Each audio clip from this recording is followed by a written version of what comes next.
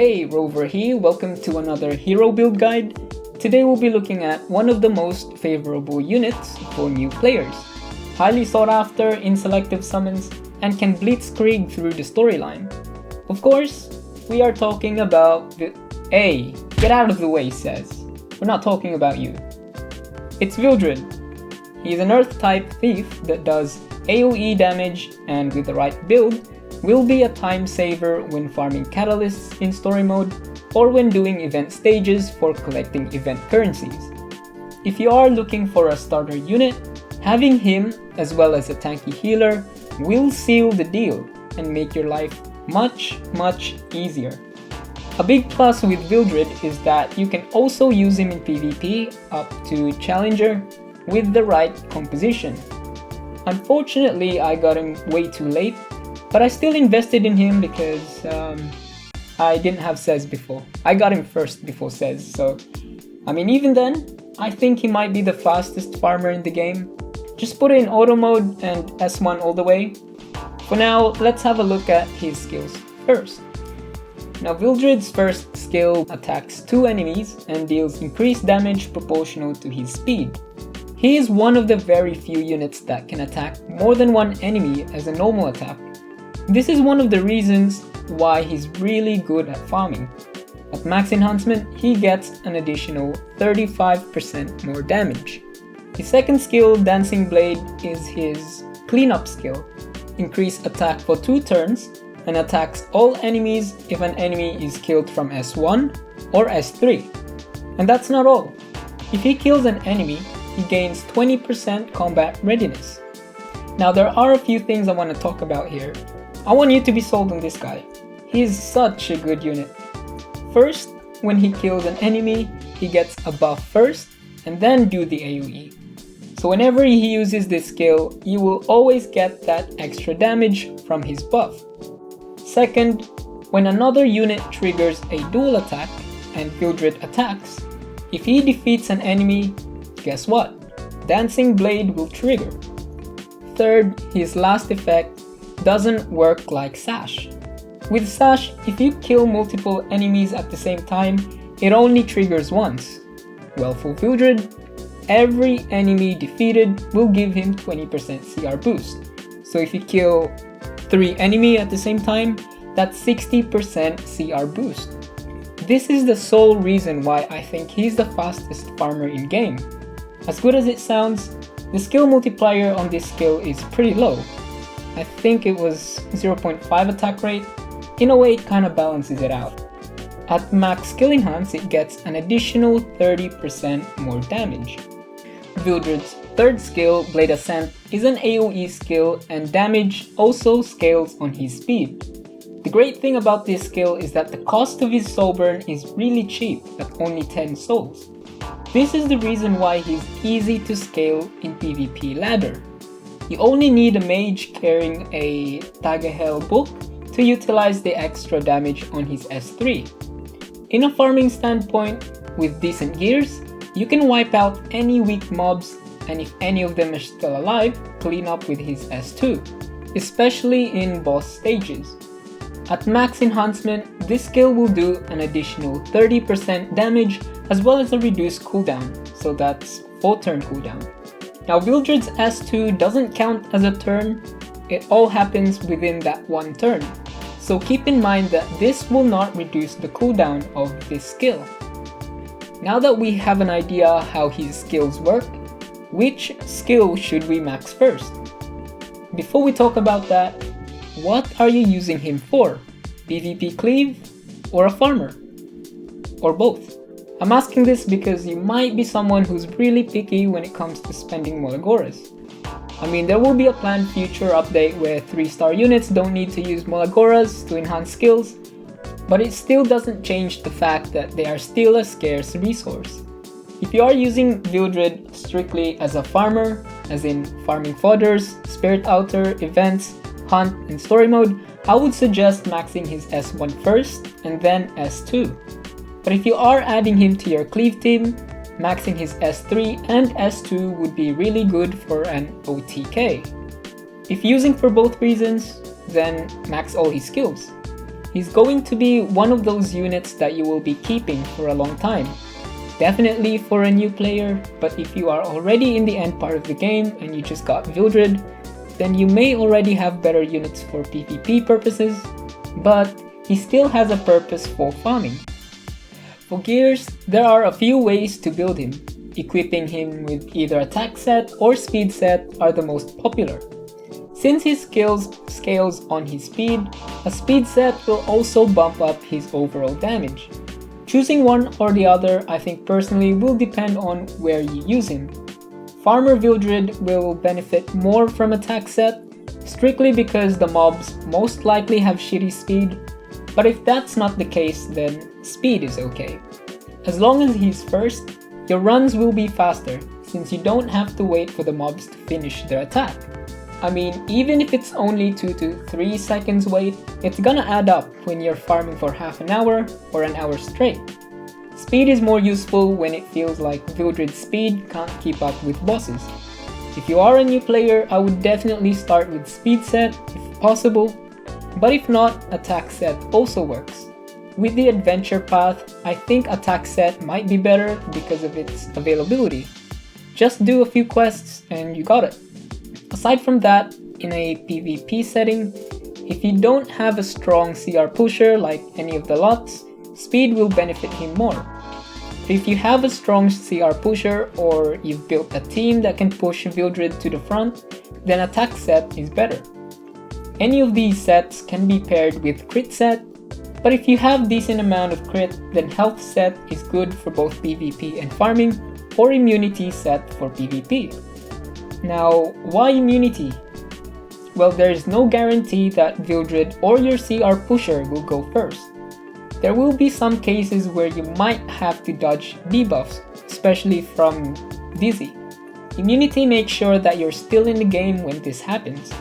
This is definitely something you should consider when adding him to your defense team. There's also a build that is less popular, which are Destruction and Rage set. Destruction set is tough to build just because you need high crit damage, and attack percentage. Also, you are less likely to pull a Destruction set from Hunt because the reward pool is much bigger. The benefit is of course more damage output, especially since his Awakening gives him a lot of attack stats. Rage set is used more for offensive PvP. Using this set needs careful positioning of your team. You want an AoE defense breaker to apply a defense break first, and then Vildred comes in for the wipe. That extra 30% damage will make it easier to trigger his S2. However, Rage set is something I would avoid unless you are really that bored. Lastly, if you can't build any of the 4 gear sets, or if they don't have any good substats on them, then you can definitely have all crit sets instead.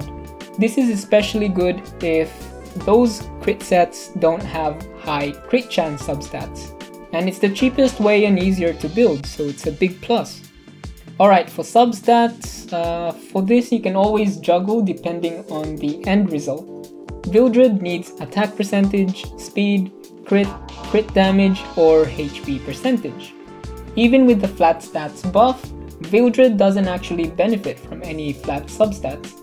His base stats are pretty good, high base attack and speed, and his HP and defense are average for a thief class unit. If some substats roll in flat HP or flat defense, then it's not too bad. For Ring, definitely a main stat of attack percentage. Necklace, either attack percentage, crit chance, or crit damage, while for Boots, either speed or attack percentage. A farmer Vildred should have at least 85 to 90% crit chance. A PvP Vildred is a bit more complicated. You can still use the same stats as farmer Vildred, but you have to take into account devotions and skills from other units. For example, if you have a unit that buff crit, then you don't really need to invest on crit. Having 50% is good enough. If you go for a one-turn cleave and you have a strong CR pusher, then there's no point in investing speed. Now my Vildred, at first I built him strictly for PvP, because I had a good team composition for a cleave team and just need a cleaver. Of course, I skill enhanced both S2 and S3, and then BBK showed up from the 50% refund update. I mean, they are both excellent cleavers, but she was the only one I had at that time to deal with Arbiter Vildred. So Vildred got demoted to a farmer and he's stuck with his skill enhance. For artifacts, we got a few to choose from. Alexa Basket is a funny one. I tried using it on Vildred, had a couple of runs, and I found out that the greater attack buff from this artifact gets refreshed from his S2 buff. So if he constantly gets kills, you have unlimited greater attack buff. Can be used for farming or when doing any other runs aside from PvP. The downside is the trigger chance at 40% max. In a PvP setting, you don't want to take this risk, especially when building a OTK cleave team. There is a chance you get both, there's a chance you get either one of them, and there's a chance to get none. So this artifact can definitely break your team if Vildred doesn't proc Alexa Basket when going for the one-turn cleave. The next one is Wind Rider, also a funny one. From what I know, this artifact literally rewrites the effect of an attack buff. A normal attack buff increases attack by 50%. This artifact increases attack by 30% at base and 60% at max. I tried running this on Vildred, it's the same attack buff, so I can only guess the difference is the multiplier. Vildred already buffs himself when he kills an enemy, so there is no reason to use this, unless this artifact grants more than 50% more damage. If you are using it below 50%, then you are sacrificing damage for a stealth buff. Now this stealth buff is useless in farming when you're one-shotting mobs, because it doesn't have enough duration to carry it to the next battle. The attack buff, however, gets carried to the next because of his S2 refresh. The question is, does it carry the normal attack multiplier or the Wind Rider attack multiplier, since Wind Rider buff is only one turn? Who knows? But my guess is, it works similar to when greater attack buff gets refreshed from his S2 when using his Alexa Basket. Rhianna Luciella is a decent artifact to use. You get an extra turn, but the chances are pretty low. This is something you would only consider as a last resort, or if you have this artifact maxed. Rhianna Luciella, in my opinion, is only good for units who don't have S2 passives.